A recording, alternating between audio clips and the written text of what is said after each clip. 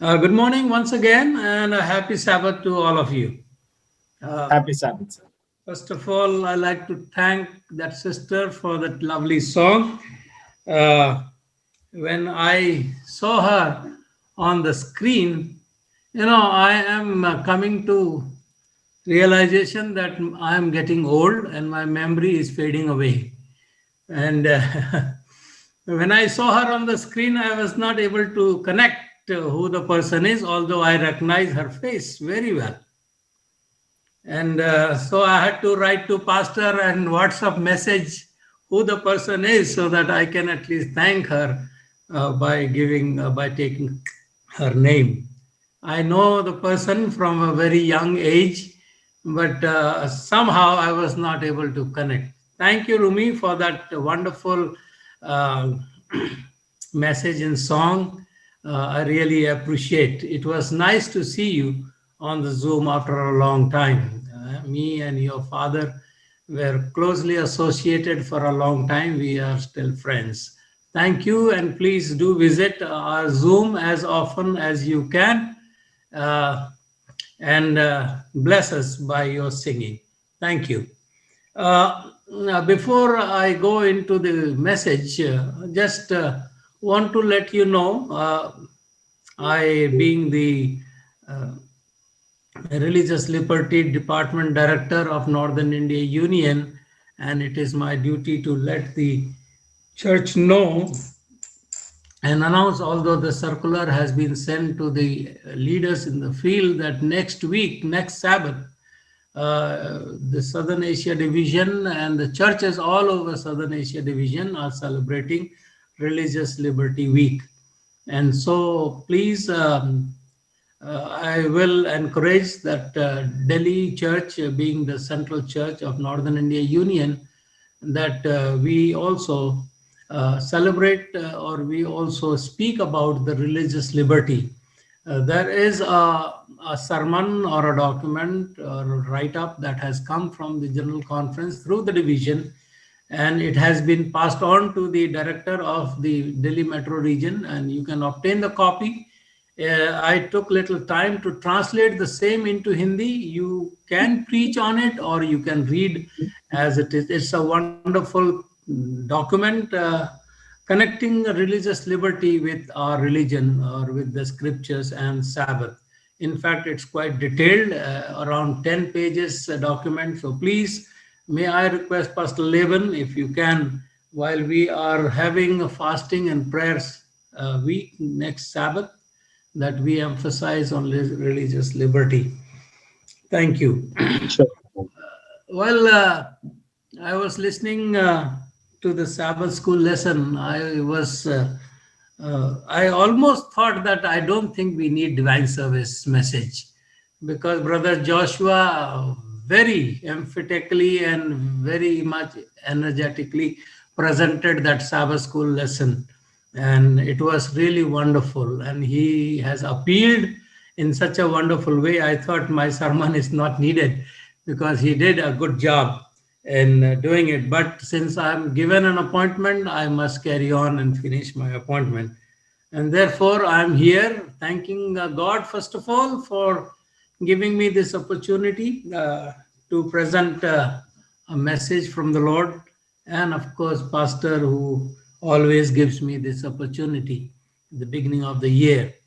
I was somewhere out in a place where internet connection was not that strong for the Christmas as well as for the New Year, and somehow some places I could not join my church, but I did join wherever possible, whenever it was possible. But when I came back, I of course called somebody, and the person wished me Merry Christmas almost after a week. And I said, "You are remembering to wish me Merry Christmas after a week?" And she says, "Pastor, Merry Christmas or the Christmas should not end just on 25th. It can go on for a longer time." And so that, of course, changed my thinking. We cannot just forget about thinking about birth of Christ just on after 25th. In fact, he should be in our thoughts throughout the year, although we do not know 25th to be the exact birth date. And therefore, I thought maybe I must still refer to Christmas on my sermon. And that's what I am doing today. The Savior's coming was foretold in Eden. That's where the promise was given. But the fulfillment of the promise tarried. It waited for a long time. Those who first received it died without seeing it or fulfilled or being fulfilled. Those who received the promise of the Messiah, Savior's coming, died without even seeing the Savior. From the days of Enoch, the promise is repeated through patriarchs and prophets, keeping alive the hope of his appearing. And yet, he came not. He did not come. He did not come. The prophecy of Daniel, of course, revealed the time of his advent, but not all rightly interpreted the message. Centuries after centuries passed away. The voice of the prophet ceased. The hand of the oppressors was heavy upon Israel, and many were ready to exclaim, were ready to say, the days are prolonged and every vision filleth, as recorded in Ezekiel 12:22. The Messiah or the Savior who was promised in Eden, even after 4,000 years, was not in sight, and the children of Israel were getting depressed, were losing hope of this Savior to come. But when that great clock of time pointed to that hour, Jesus was born in Bethlehem. When the fullness of the time came, God sent his Son. That's the message I want to give. When the fullness of the time came, God sent forth his Son. Can Christmas teach us about God's timing? Can Christmas teach us thousands of years people waited for whom the Messiah was promised, and then only after, when the fullness of time was come, God sent his Son. So can Christmas, the birth of Christ, teach us about God's timings? God's timings. God's timetable is all over the Christmas story. All over the Christmas story, provided we see it. How God works in time is seen in the Christmas story. Once we see it, we will never miss it again. We will never miss it again. So when we celebrate Christmas, let's get conscious about God's timing of sending his Son. In many cultures today, in the world, of course, the fast is better. Things are getting faster and faster. We have the fast foods. We have now the computers that, in fact, if a file does not open immediately, I get irritated why it's taking too long. Because we want things to happen instantly. We want things to happen instantly. In fact, in Delhi, and sometimes we hear the news that people inject some kind of medicines into vegetables to grow faster and grow bigger overnight. Chickens are made faster or bigger, fatter in a very short time. People want things to happen very fast, very quickly. But my dear friends, God does not work in that way. That's not the way God works. God has his own way of working. As believers, as Seventh-day Adventists, it's important to have a good sense of timing. Good sense of timing, getting harmonized with God. Timing helps us to lead our life, to get hold of the opportunity he gives us.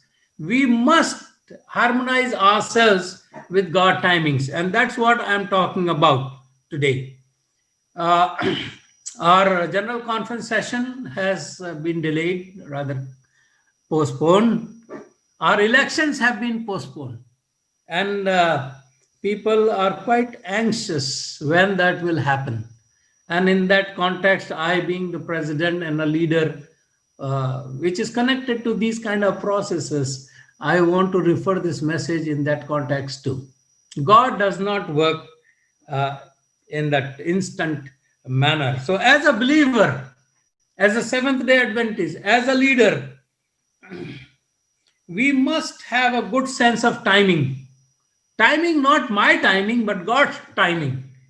And getting harmonized with God's timing help us to lead our life to get hold of the opportunities that He gives us at His will. So, what can the timing of Jesus' birth tell us as believers about God's timing in our own lives? In our own lives. Can God teach us something through this Christmas, the birth of Christ, about the way He deals with human beings, His timings, His timetable? Well, of course, I want to give 5 points to it. 5 points that and if you are interested in noting them down, you can note down 5 points. Number 1, God has a timetable for everything that happens. There is a timetable. God does not work ad hocly. God does not work in an ad hoc manner. He has laid down every schedule. Every schedule. God has a timetable for everything that happens, and He does not do it or He does not simply do it as it comes, as it comes. God has been telling the world for centuries that He was going to send a savior. For centuries, this has been announced. In fact, now we are announcing about His second coming. And many of us, including myself, are tempted to say God is delaying. How God is delaying? How do you know God is delayed? Unless you know when He was supposed to come, how can you say that He is getting late? Getting late or getting early is always in context of the time of arrival. And when we do not know the time of arrival, how do you know that He is getting late or He is getting delayed? No. And therefore, sometimes we get tempted. And that shows our impatience. So, God has been telling about Christ's coming for centuries. But God waited and waited and waited for thousands of years. 4,000 plus, for just the right time to send His Son. Just the right time to send His Son. Why didn't God send Him sooner? Because God had His own timetable for Christmas. It doesn't depend upon my waiting or my expectations or my getting impatient or my wish. No. God has His timetable, and God sent His Son when the fullness of time came. Bible in Galatians, we just read, Pastor just read. I'll just read in another version. Bible says in Galatians 4 and 5, but when the right time came, God sent His Son, born of a woman, subject to the law. God sent Him to redeem us who were slaves to the law, so that He could adopt us as His very own children. So, my dear friends, we do not know why God sent Jesus when He did 2,000 plus years back. We do not know, but that's how He works. But we know it was right time to do what He wanted to do. That was the right time. In fact, Adam expected his first child to be the savior. Adam expected his first child, but then he turned out to be a murderer. And God waited and waited and waited for the right time. And when the right time came, God sent His Son. The same is true in our life. We must get harmonized with God's way of doing things. God's way of doing things. Sometimes we do things in our own way. in our own way. The same thing is true in our life. God has a timetable. You may not know what it is right now. Nobody knows it. But you can trust, I can trust that His timing is perfect and best. So whatever happens in my life, it happens on time. If it happens on time. You know, some parents wait for receiving that precious gift of a child for a long time. For a long time. I don't want to name the person. There could be so many. And they sometimes wonder why? Why? Have we done something wrong? Why God is not blessing us with children? And when the time comes, that precious gift becomes extra precious when they receive it, because it has come after a long time, after a long prayer. Dear friends, we can be assured, we can trust that His timing is perfect and His timing is best. Whenever He gives me, whatever He gives me, that is the best time. That's what God has appointed time for it. Number one, therefore, is God has a timetable for everything that happens in my life. And let me not just keep on questioning God. Number two, if you are noting down, God does not tell us the details in advance. God does not tell us the details in advance. He expects us to wait and murmur not. Wait patiently and murmur not. That's what He wants. God does not give the details of His timetable in advance.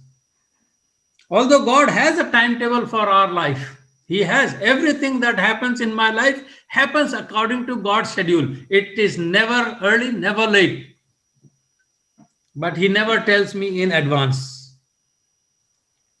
He doesn't lay it all out to us, all out to me in advance.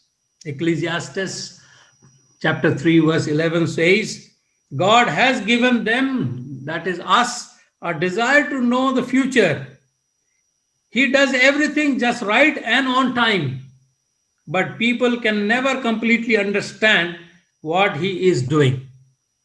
That is very important. God has a timetable and everything happens in my life according to His timetable, not my timetable. And we must trust that His timetable is the best, God did not tell Israel exactly when Jesus would come. But the Bible says Jesus came at the right time. That's the scripture says. When the fullness or when the time was right, God sent His Son. God did not tell Israel when He will come, but He sent when the time came. You and I, my dear friends, like to know exactly what's next in our life. There are people who want to know what will happen tomorrow. There are people who goes to those people sitting on the street side to know what is coming up in their life, what will happen, what the future holds, and so on and so forth. God has not specified, neither He discloses His timetable to us. But that's not how God works. God rarely lays everything out before us. But reason? Why? Why? I think we can imagine if God tells us what will happen, or God puts out a spreadsheet giving every day, month, and year and a time for my life, it will be a miserable thing for me. It will be a miserable thing for me. There are three reasons I want to give why God does not give His timetable about our life in advance. Number one, it will overwhelm us emotionally if God told us everything He wanted to do in our life right now. It would, in fact, we will be emotionally overpowered by that news. Some of us will get miserable, and if I know that next moment I'm going to meet with accident, I'll die before the accident. Or if I know that I will not be so and so at that time, I will try to do my best to become what God doesn't want me to become. And therefore, this knowledge or this spreadsheet or this timetable, if it is told to us, it will overwhelm us. It will overpower us. In fact, we will be concentrating only on the timetable rather than living our life peacefully. And therefore, God does not disclose this. We would likely run away from it. If we know what's coming in my life, I may want to run away from that timetable. Just like Jonah. Jonah, of course, God expressed where he was supposed to go, what he's supposed to do. But Jonah had to run away from the responsibilities. And if we know what God expects us, what he is going to do in our life, we will run away from it. Secondly, we would probably abuse it. We will probably abuse it. If God tells my life's plan ahead of time, I will try to abuse it. In fact, I will try to change the bad parts of it.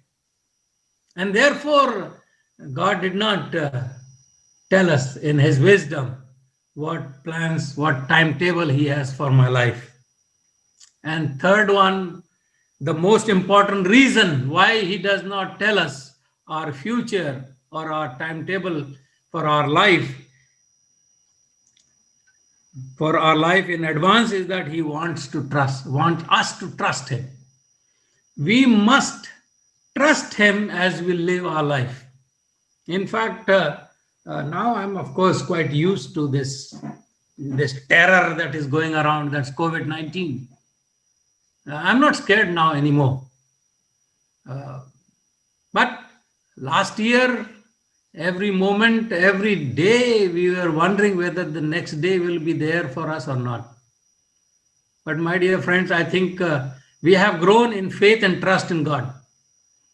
And this 21, I'm not concerned.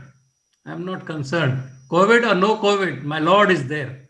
My Lord is there. And the messages that we received in this 21 New Year, they were really encouraging messages, teaching us that we must trust God. We must trust God. COVID-19 is nothing. In fact, the danger that is before us, the devil running around like a lion, roaring lion, is much bigger than COVID-19. When we can be safe from that terror, why can't we be confident that God will sail us through?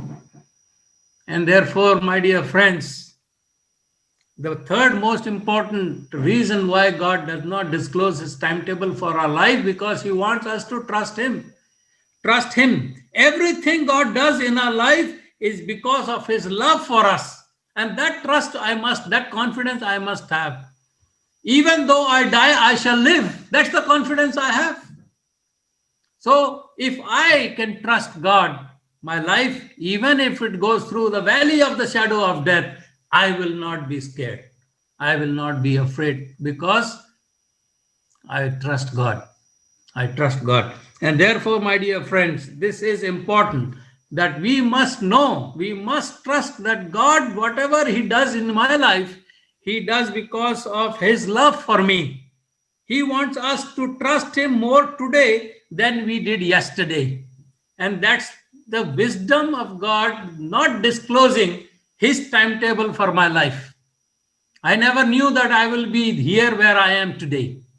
In fact, when I joined, I was canvassing in Jhansi, where there was a small school.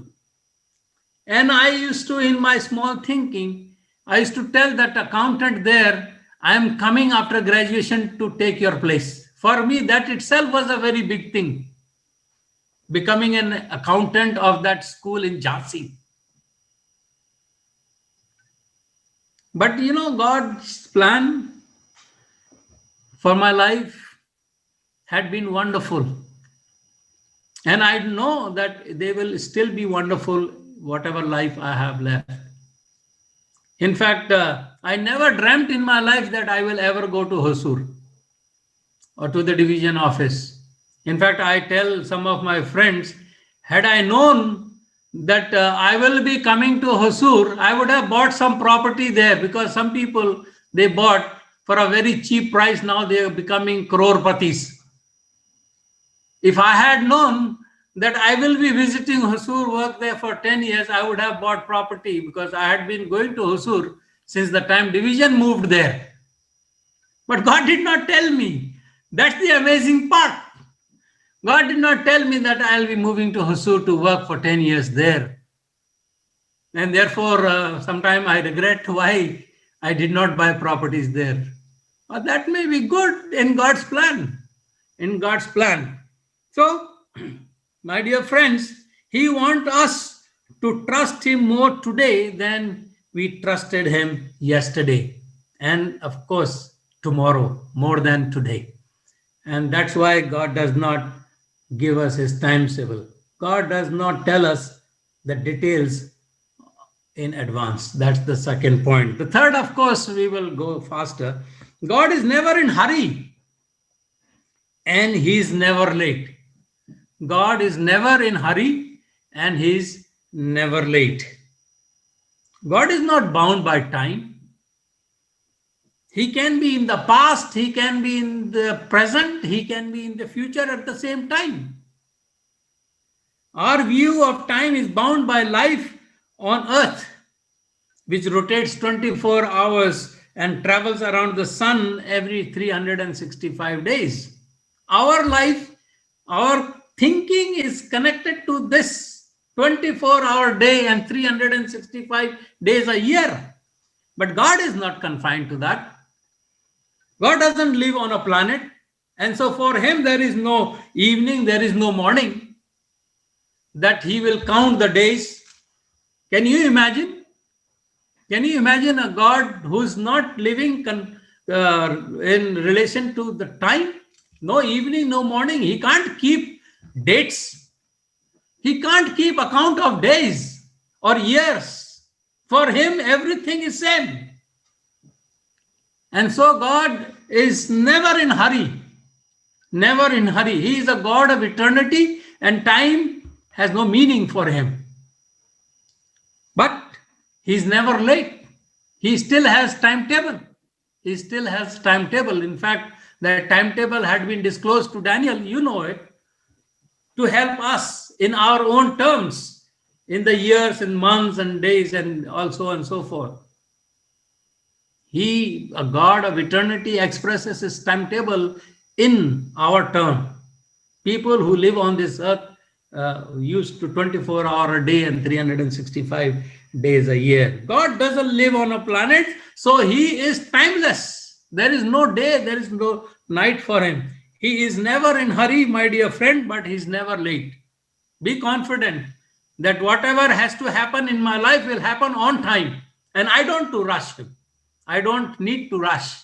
I don't to maneuver. I don't need to maneuver things. No need. God has already put the timetable. I get saddened sometime. During our elections time, people are trying to maneuvering to become something, some post and positions. If God has put a timetable, why should I worry? Why I have to work for it? He will do it. He will do it. When the people of Israel were anticipating the coming of Christ, it probably seemed like God was taking forever. Thousands of years going, promised in the Garden of Eden, and year after year, thousands and thousands and thousands of years were passing, and yet the Savior is not there. It seemed as if God is taking forever to send a Savior. Sin was increasing every day, leap and bound, and yet there was no Savior. Yet God forgot or what? No. God has a perfect timing. Many thought that He was late. No. God is never late. God is never late. But the Bible says Jesus came at just the right time. Not a second soon, not a second too late. Too late. He came just right time. To see that, we would need to have God perspective of time. We must think about God's timing. Our thinking must be in relation to the eternity. Eternity. Of course, I can't imagine that, because my life is bound by these hours and the weeks and the months and the year. But once I am transformed, this limitation will go. That's what it means, eternity. I will not be able to count how many years I'm living in heaven, because I will not be bound by that hour, or there is no. In New Jerusalem, there won't be any nights, no sunset, no sunrise. So how to keep timing? How many years I am there? No need to keep timings. So my dear friends, we need to have God's perspective while even we are living on this earth. We were made for eternity, not for some 70 years or this and that. Second Peter 3:8 says that, do not forget this one thing, dear friends. With the Lord, a day is like 1,000 years, and 1,000 years are like a day. For him, time doesn't matter. Time doesn't matter. He is God. So, my dear friend, my brothers and sisters, that's not how we look at time. When we are waiting on God to change a heart, Pastor Laban, I know you must be sometime putting your best effort, praying earnestly on your knees. You want to see somebody change, accept Christ, and yet he doesn't. He doesn't. And sometimes we wonder whether I am failing or whether the Holy Spirit is present or not. This can happen in every minister's life. We do our best. We do our best. In fact, I started doubting my own capabilities in God. In Mumbai, when a group of ministers, we prayed and prayed and prayed and prayed for the devil to come out, he never came out. And we started doubting about our faith in God. Whether we have any hidden sin in ourselves, that the prayer is not answered. But my dear friends, now I know God has a purpose even in that. God has a timing for everything. God has a timing. And sometimes we ministers, Pastor Levin, you may and I may start doubting whether my efforts are going in vain when somebody do not change his heart. Do not change his heart. We sometimes start doubting whether God really wants him to change or not. But my dear friend, today I have learned that God has a timing for everything and in anybody and everybody's life. If anybody and everybody's life. So for God, years do not matter. Time does not matter. When we are waiting on God to change a heart or meet a need, keep on praying, keep on praying, keep on praying. And yet, we might start doubting that my prayers are just hitting the ceiling and coming back. No. Persistent in your faith, my dear friends and brothers and sisters. Keep trusting the Lord, but hand over the timing to him for the prayers to be answered. He will answer at the right time, and you will and I will be surprised how he does it. It feels sometimes like thousands of years for things to happen, but it will happen on the right time, just like he sent his son when the fullness of time came. We don't like to wait, but God is timeless. We must wait. God is timeless. God is not in hurry. Neither he is late. He's never late. That has a major implication for our life. We must learn this lesson. Hand over our life to God completely. You run it, God. I have nothing to do in it. And don't keep on interfering in God's timings or forcing our way into it. Sometimes we do it. Why I'm not getting promoted? Why I'm not getting ordained? Now, I should have been ordained. I've served so many years. I've done this, I've done that. All kinds of things. Brother, that is a very sad situation. when we start forcing things upon ourselves, when we must have confidence that God has timing. I never dreamt that I will ever be ordained. Why an accountant has to be ordained? Why an accountant has to be ordained? And I'm sitting where I never dreamt of. I never dreamt of. I'm trained to be an accountant and a treasurer in the treasury. God works in marvelous ways. Works in marvelous ways. The best thing for anybody to trust God and let Him handle my life. It has a major implications for our life. God has given us a vision for our life, and I must wait upon God. I know many believers who give up on God's vision or try to work it out themselves in their own life, in their own way. That's not the way. That's not the way.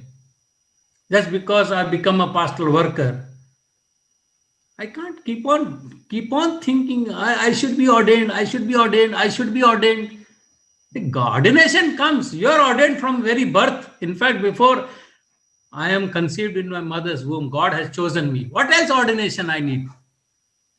For what do I need an ordination to do God's work? When the time will come, church will recognize me.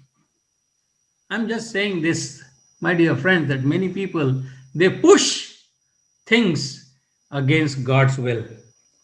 Try to work it out in their own way because it's taking too long. It's taking too long. And blunders can happen. Blunders can happen. Maybe it's me in that situation. Maybe it's you in that situation. We are ready to give up. What's the use? I am doing this for a long time and nothing is happening. No promotion is coming on my way. Am I useless? Or there are enemies in the church, or so and so is against me. And so, my dear friends, if God has to do a thing, nobody can stop it. Nobody can stop it. And if God does not want to do a thing, I and you cannot do it. That much confidence I have. That much confidence I have. I told the same thing to somebody who was aspiring to become a president. I don't want to tell. I said, sir, if God wants you to be a president, nobody can stop it. No need to do all politicking. And if God doesn't want, no matter who helps you, nothing will happen. Nothing will happen. My dear friends, things happen according to God for those who love the Lord. So maybe it's you or maybe it's me who are in that situation. The dream of our life is bruised and broken. We are sometimes discouraged. Maybe God is not looking at me. God is not looking at me. God doesn't want us to give up, my dear friends. He says this in Habakkuk 2 verse 3, for the vision is yet for an appointed time. That's what Habakkuk says. But at the end it shall speak and not lie. It will happen. Though it tarry, wait for it, because it will surely come to true. It will not tarry, it will not wait. If God gave you a dream, my dear friends, brothers and sisters, it will make it happen. God will make it happen. Your dream will not go in vain. When God gives you a vision, He will fulfill that vision. God is not in a hurry, and so we also should not be in a hurry. He has a timetable that He will fulfill. It just has to happen on His timetable and not ours. It has to happen on His timetable and not ours. His timing is always perfect. So wait, patiently wait and murmur not. That's the beautiful song. I don't think it is there in our songbook, but it was there in the old hymnals. Wait and patiently wait and murmur not. My dear friends, it's worth waiting. And sometime when we don't learn to wait, the outcome is disastrous. We have the example of Judas. Judas was in a hurry to make Jesus the king. I sometimes wonder, not that he wanted Jesus to become a king. He wanted to become the finance minister in a hurry. And you know what happened? In that scheming of things to make Jesus the king, he sold him to the enemies. Sold him to the enemies and hanged him on a wooden cross, and he himself hanged himself. That's what it happens when we try to intrude into the timetable of God, in the timings of God. God has a plan for our life. He also has a timetable for that plan. He has a plan and he has a timetable for that plan. Yet God never explains his timetable. He doesn't have to. He doesn't have to tell me what. After all, I am a created being. He is my God. He is God. He need not to tell me. He need not to take permission from me. He need not to ask me, Brother Singh, can I do this in your life? No. After all, I am just a created being in his hand, although he loves me immensely. He is God, and we can trust that he has our best interest in his heart. He will do whatever he will do to me the best. And that's the trust I should have. One of the most painful thing in life is when we are in hurry. And God is not in hurry. God is not in hurry. That usually leads to impatience. Impatience. God promised Abraham that I will bring out a nation from you, from your own seed. And here was Abraham who was trying to rush God to fulfill the promise that God gave. If God gave the promise, he will fulfill it. Why are you worried? And you know what Abraham did. In that trying to help God fulfill his promise, he brought out two nations which are fighting tooth and nail even till date. I want to give an example of myself. When I was living in Jalandhar, I am basically at heart a farmer, and I love to grow vegetables and flowers and fruits. In Jalandhar, I was growing some, I prepared the ground and everything, and I put the bhindi seeds into that ground. And every day I will go and see whether the plant has come up or not. Every day, so impatient, why this plant is not coming? In nature, as a rule, it will take its own time for the bhindi seeds to grow. But I was so impatient. Every day I will go and see how the bhindi seeds are doing. And then when they came up, I was so anxious why they're not growing fast. And in that anxiousness, foolishness that I did, I brought fertilizer, urea. And I thought if I put more, it will grow faster, more faster. And so I put sufficient fertilizer to it. Next morning, all died. All died. That's the foolish thing happens when we interfere in God's timing. Nature also works with timings. That's what it happens. Impatience basically is a lack of trust. When we are impatient, we are actually saying, God, I don't really trust you and your thing or your timing. I don't think you have the best interest. That impatience is just reflecting our mistrust. We are not trusting God. In this hurry, people are not willing to get the best, or God will provide them the best partner. Whoever comes on the way, whether of religion, no religion, and whatever, they get married without following the principles laid down in the scriptures. Marriages, so many marriages have become disastrous because they intruded into God's timing. They were impatient, not waited for God to provide the right partner.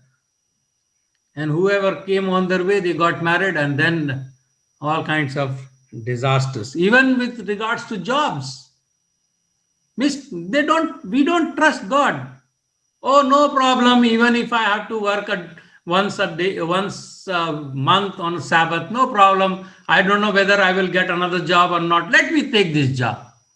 And so we take that job, even if it is against the will and the command of God. There could be so many situations like that, where we are impatient and we do things which turn out to be disastrous in our life. We start worrying and we start hurrying. When things do not happen according to our schedule, we start worrying and we start hurrying, and then we start rushing because we don't trust God to act at the right time and in the right way. As children grow up, the part of maturing for any child is to learn the difference between no and not yet. No or not yet. A delay is not a denial. God may say not yet, but we sometimes misunderstood it to be no. A delay is not denial. That is the process of maturing. We must understand that. No, I heard a news. One of the richest sports person, he gave the best imported bike to his son before he was mature enough to ride it properly. And he met with a very serious accident, died on the spot in Hyderabad. It's nice to, as parents, to say not yet. God also does the same thing. When the right time comes, he will do. So, my dear friends, we have the example of Joseph. Joseph was given a vision. In fact, he had dreams, and he knew that someday his whole family, even his parents, will bow down to him. But he never rushed into that fulfilling of that dream. In fact, he went through very big process, and only towards the end that dream was materialized. I admire Joseph, that young man. Went into prison, became a slave, sold this, that, and yet he was not willing to rush God into that vision which God gave him in a dream when he was just a young boy. But that dream did come true. Did come true because Joseph depended upon God for his life. As followers of Christ, we have to learn the same thing with God. His delays are never denials. God knows the right time and the right way to do things in our life. He has a plan and a timetable for everything that should happen in my life, and his timing is perfect. God uses Habakkuk 3 to tell me this. The vision is for a future time. You are given a dream, but it is in the future. It describes the end and it will be fulfilled. We have a vision that we will be saved for eternity. There's nothing I can do. If it seems slow in coming, Habakkuk says, wait patiently, for it will surely take place. It will not be delayed. Has God given you a vision that hasn't happened yet? You can trust that it is coming. For sure it is coming. When God gave a vision, it's his business to fulfill that vision, but on God's timetable. Number 4, we'll rush. I don't want to take too long. God's timing is not always convenient. That is also an important thing. God's timetable is not always convenient. His timetable is never a very easy timetable. God's plan for our life and his timing is good. It is for our benefit, but it is not painless. My dear friends, if God give us that timetable ahead of time, we will try to remove that pain from our journey. But our journey, life journey, is not without pain. It won't be easy always. That timetable, what God gives us, is not always convenient, not at our convenience. Think about Mary. We are talking about Christmas. Think about Mary and Joseph. Mary was pregnant and a virgin. And on top of that, she was pregnant with a God in her womb. 3 very important, extraordinary situations. A virgin and pregnant, and that too with God. It was told to her. Can you imagine what she must have been talking to her mother? Mother, no, I am virgin and I'm pregnant. It's a strange thing. I'm virgin and I'm pregnant, and that also pregnant with a savior of the world, God, Emmanuel. What a situation it must have been for Mary and Joseph. The discussion that they may be having every day may not be very easy. How God in me? I'm conceived, or I'm carrying a God in my womb. I'm sure that wasn't an easy conversation. And on top of that, I know, I don't know, some of the young ladies who are here, if they are here, if you were in that situation, no, I don't know what all planning you must have done. What all planning you must have done. I am carrying God of the universe in my womb. And what all preparation I must have to deliver this God. Oh, he should be in Taj Hotel, or he should be there, or he should be there. What not? I don't know. Ladies, can imagine that. You can imagine that. In fact, when we were expecting a child, I thought God will give me a daughter, and I started stitching clothes for a girl. And I received a boy, and the boy had to put those girls' clothes for a long time.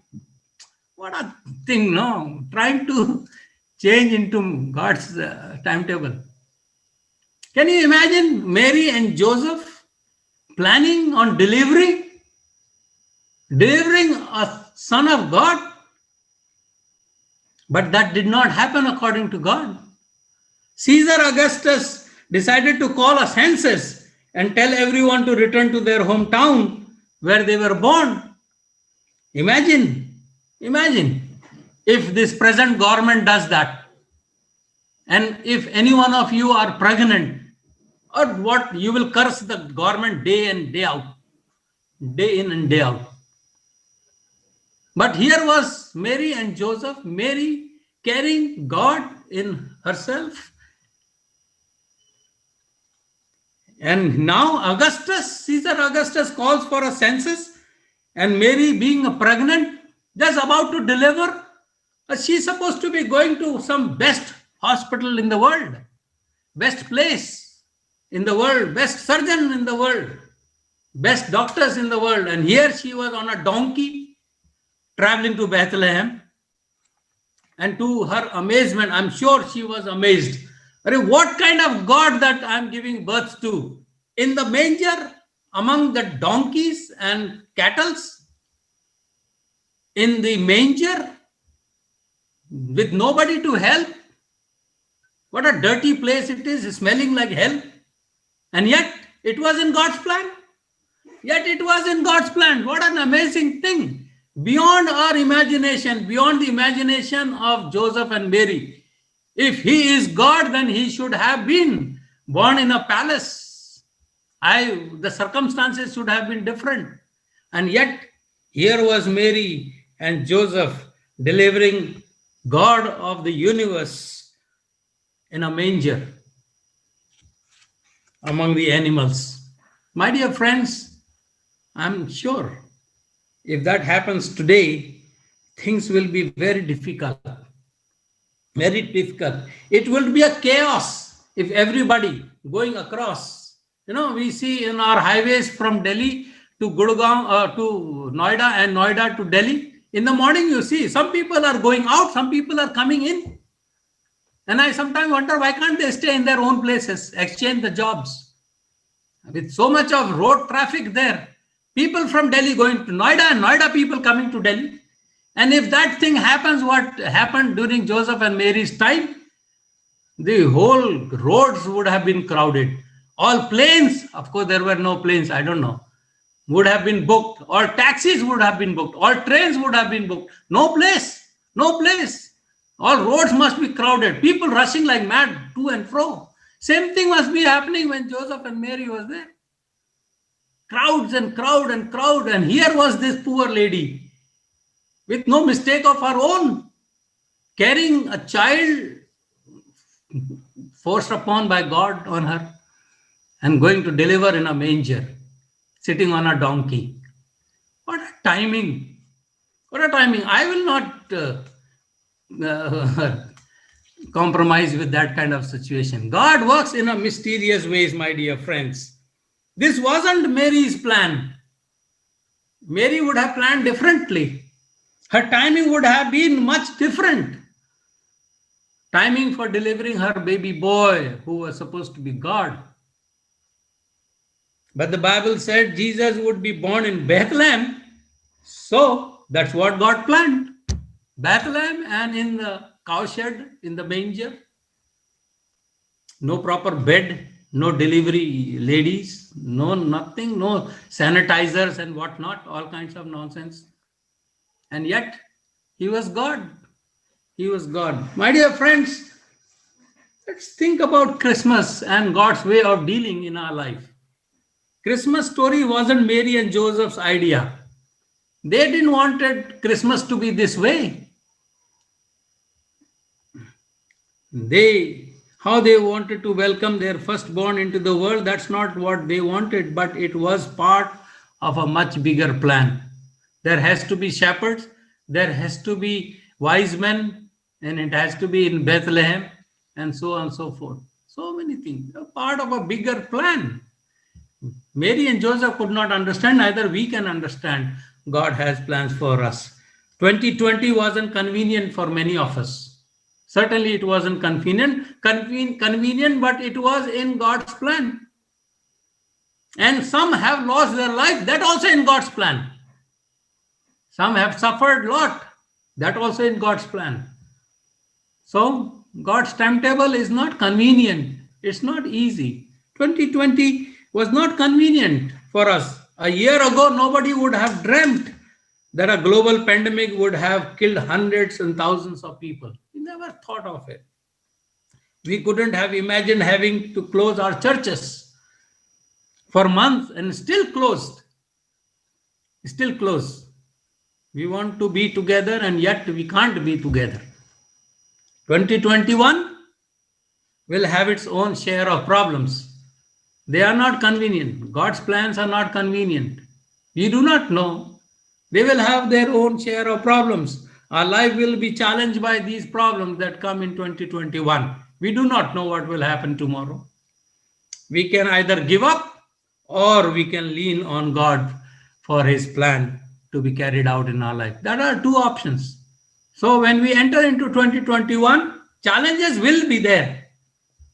God's timetable is not without crisis, at least for my life and your life. But we have an option. Either we can give up or we can lean on God, trust him to carry us through. Now, fifth one, let me go fast. Fifth one, at the right time, God can do anything instantly. When the time comes, God can do things instantly. Many a times I console myself. Jesus is not coming now. He might take some time. That's a wrong, it's the devil's thinking.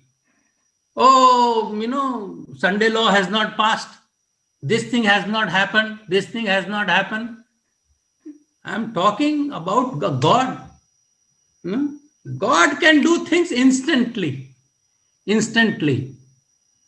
So if he has to fulfill a prophecy, he will do it instantly. He's not limited in power. If God has to send his son after fulfilling these prophecies, overnight they will be fulfilled. Sometimes Satan tempts me to think that way. God can do more in 1 millisecond than I can do in my whole life. In millisecond, he can do things. Just at the command, sea parted.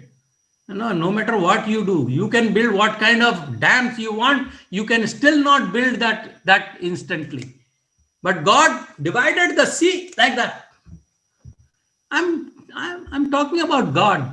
And sometimes I talk like humans as if God is human. What he can do in a millisecond, we can't even do in our whole lifetime. At the right time, God can do his will instantly. In Isaiah 60:22, he says, at the right time, I, the Lord, will make it happen. I, the Lord, will make it happen. God doesn't worry about time because he doesn't need time to accomplish what he wants to do. He doesn't need time. He doesn't need time, brothers and sisters. God need not to worry about time because he doesn't need time to do anything in my life, in your life. I know it is tough for us to accept that. If tomorrow God has to do something in my life, He will do it like this. There's no process, no committee actions needed. The most difficult place for us as humans to be in God's waiting room. And we must wait. There's no option. There's no other solution. Many of us are there right now in God's waiting room. So many prayers we may be offering and yet no answer. So many visions we have, they are not materializing. So many requests we have, they are not there. We are in the waiting room, and as a church members, we are in the waiting room. Waiting for churches to open. We are waiting. Last night also Pastor was talking about the day when we will come back to our church and shake hand and hug each other, or at least see our smiles. No, when these cameras are off, that smiles also are not there. We are waiting for COVID-19 restrictions to subside. We are waiting for our churches to open, our congregation to return for our spiritual fellowship. In those lunches, sometimes I used to participate, Pastor, after the divine service. I'm missing that. When we didn't feel like cooking, we'll join without your permission. Those things we are missing. We are waiting for a vaccine and still not coming. And whatever is coming, we are scared to take it. Because instead of being alive, it might kill us. That's what some people say. We are waiting for vaccine to come. Maybe we are waiting for something else personal. No, day before yesterday, one guy came into my office, says, sir, I'm still waiting to be getting married. People, children, those boys who graduated with me, they already, all of them got married and I am not yet married. I said, why are you in a hurry? Those people, when they came to know that I am going to Calcutta, they dropped the idea. I said, good. If you have a wife who's not willing to go with you to Calcutta, then how will she go to heaven? Let her be there, wherever she is. So you may have so many of those plans. Somebody need to get married. This COVID-19 forced somebody to just have a fast food marriage, instant marriage with just few people. No memories now, no videos made. Nothing to show to their children how their parents got married. They in one room, they just prayed and everything happened. Some of us are waiting to take a trip. We officers are anxious to get out into our field and go out and meet our people. Some of us are waiting for the GC session to happen so that I can make a trip to United States, meet my loved ones there, roam around. Once in a lifetime that opportunity comes when I am a delegate, and that also now this COVID-19 has taken away. We are cursing this COVID-19 because it's getting postponed. And I'm fearful that they might have online these elections, then that trip also goes to dogs. So my dear friends, these things are there. When we are in hurry for something to happen and God is not in hurry, that's in God's waiting room. Let's keep on waiting things to happen. When we are in God's waiting room, we tend to wonder sometime what we are waiting on. Will it happen or not? Will it happen or not? But God has His own timetable. God has His own way of doing things. Patiently wait and murmur not. Pastor, patiently wait and murmur not. Whether board approves or not approves, one day churches will open and we will shake hands with each other. But God doesn't need a lot of time to do what He wants to do in our lifetime. He can do whatever He needs to do in our life, in our church life, very instantly, very immediately. So God doesn't need time. If He has to do it, He will do it. Overnight, things can change. Israel waited for hundreds of years for Messiah to come. And the Bible says when the right time came, God sent His Son. When the time is right, He'll answer your prayer, my prayers. Even 2020 can't stop that, or the COVID-19 can't stop that. If God has to do a thing, everything will happen. Let me conclude, my dear friends. Bible is filled with examples of how God uses a long process to develop a character. Sometime, uh, if I am impatient in getting my ordination, if it is taking longer, it has a purpose. It has a purpose. We do not know. I do not know. Maybe in my own sight, I am perfect, I am ready, and all that. You know, nowadays, some people, they try to mature the fruits before the time. No, I get papayas ripe, yellow, but they taste useless because they are ripe by force. By force, they put injection, they put some medicine, they taste useless, not sweet.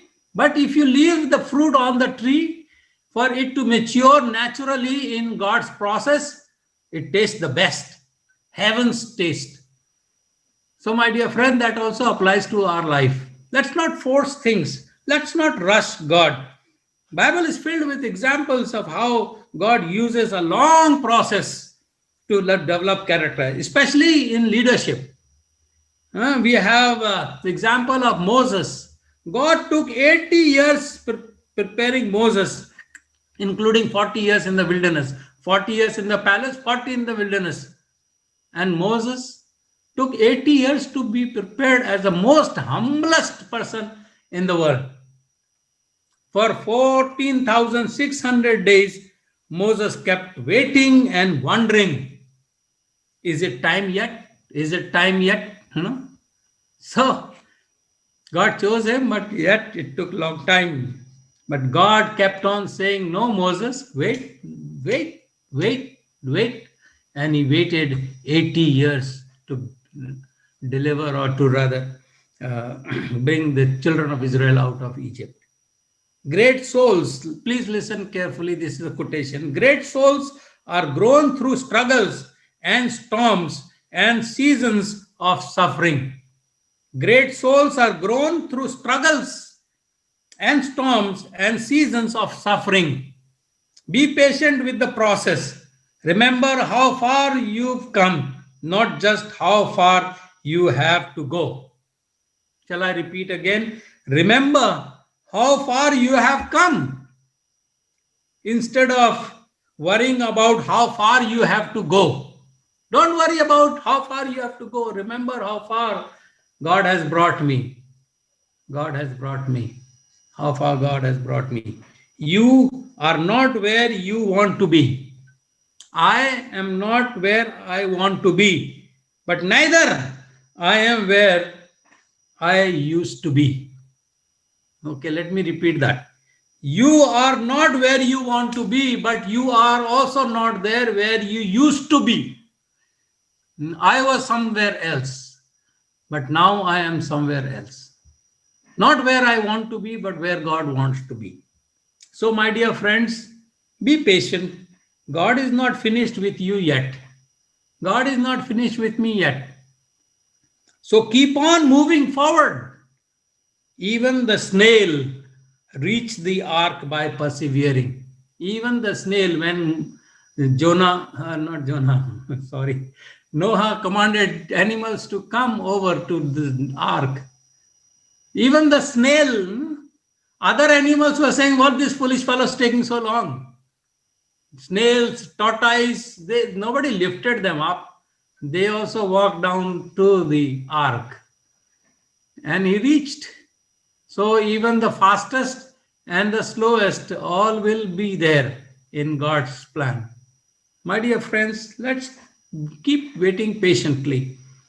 Time is coming, I do not know. Some people are in hurry to become whatever they want to become. But if we can wait upon the Lord, amazing thing can happen. Amazing thing can happen. Pastor Lakra always tells, I never dreamt about becoming the division president. It happened just like that overnight. It's a good example for us not to keep on dreaming something big, although it's nice to dream, but then God will make those dreams to come true. May God bless us all as we continue to wait upon the Lord to take our life where He thinks the best, where He thinks that our life will be the best. May God bless us all. Shall we thank God for this message that has come to us. Our holy God, Heavenly Father, thank you, O God, to speaking to us. Sometimes in our own wisdom, we question your wisdom. We sometimes try to rush our plans in contrary to your plans. But we know, Lord, that neither the ears have heard, nor the eyes have seen, nor it has gone into the hearts of men, the plans that we have, plans to prosper us. Father in heaven, we believe in you. Help us, O God, that we learn to trust you, that you will take us through. You have a plan for us, and you will carry on that plan according to your will. May you give us faith that that you will lead us to eternity. We thank you for this Sabbath day that we had where we could learn from you, O God. Bless us in the times to come, in the weeks to come. Give us opportunity again to worship you together. Father in heaven, we are waiting for some things to happen. And in your wisdom, you are still letting it here on this earth, the COVID-19. I believe, and we all believe, that it is for a purpose. And that purpose you are getting fulfilled through our lives. We thank you, O Lord, for this COVID-19, where we could now preach to millions of people through this medium, virtual platform. And we know, Lord, that you can turn these tragedies into good for those who love you and are called for your purpose. Bless each one that has joined on this Zoom and on YouTube, and those who are going to share this message of yours in the times to come. May Holy Spirit continue to work in their heart and prepare them for eternal life. Forgive if we have committed any sin. In this, if I have drawn attention to myself, oh God, please forgive me. Let all honor and glory go to you and you alone. Dismiss us with your blessings, because we pray in Jesus' name. Amen.